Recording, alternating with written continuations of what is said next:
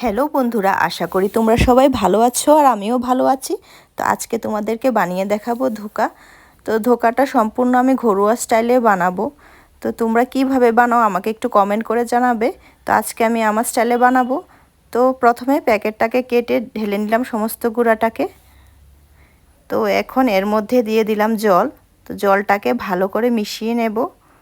তো আমরা উষ্ণ গরম জলটা দেব। এই যে দেখো ভালো করে মেখে নিচ্ছি। তো এখন একটা থালের মধ্যে তেল দিয়ে দিলাম।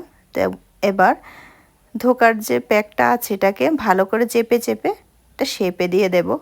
তো তোমরা চাইলে যে কোনো শেপে কাটতে পারো। তো আমি বরফির আকারে কেটেছি। এখন ধোকাগুলিকে ভালো করে ভেজে নেব। এখন কড়াইতে তেল দিয়ে দিলাম। তো একটা একটা করে সমস্ত ধোকাগুলিকে ভেজে নেব।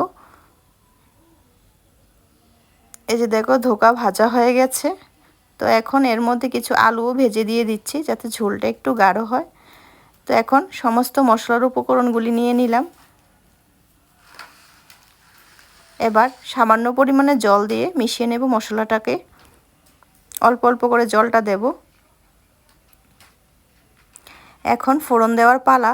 তো কড়াইতে তেজপাতা দিয়ে দিলাম। এখন অ্যাড করলাম কালি জিরা, তারপর অ্যাড করলাম আদা। তো সমস্ত ফোড়নটা ভাজা হয়ে গেলে এখন মিশিয়ে রাখা মশলাগুলি ঢেলে দিলাম। মশলাটাকে ভালো করে কষিয়ে নেব। তো এখন এর মধ্যে আলুগুলিকে অ্যাড করে দিচ্ছি। তো কিছুক্ষণ পরে একটু জল দিয়ে দেব যাতে আলুগুলি ভালো করে সিদ্ধ হয়ে যায়। এই যে দেখো জলের মধ্যে বলক এসে পড়েছে। তো এখন ভেজে রাখা ধোকাগুলি সমস্তটা ঢেলে দিলাম।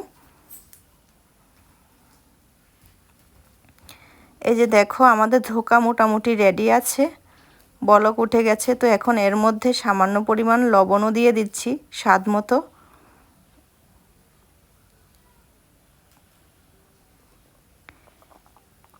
এবার অ্যাড করে দিলাম সামান্য পরিমাণ চিনি।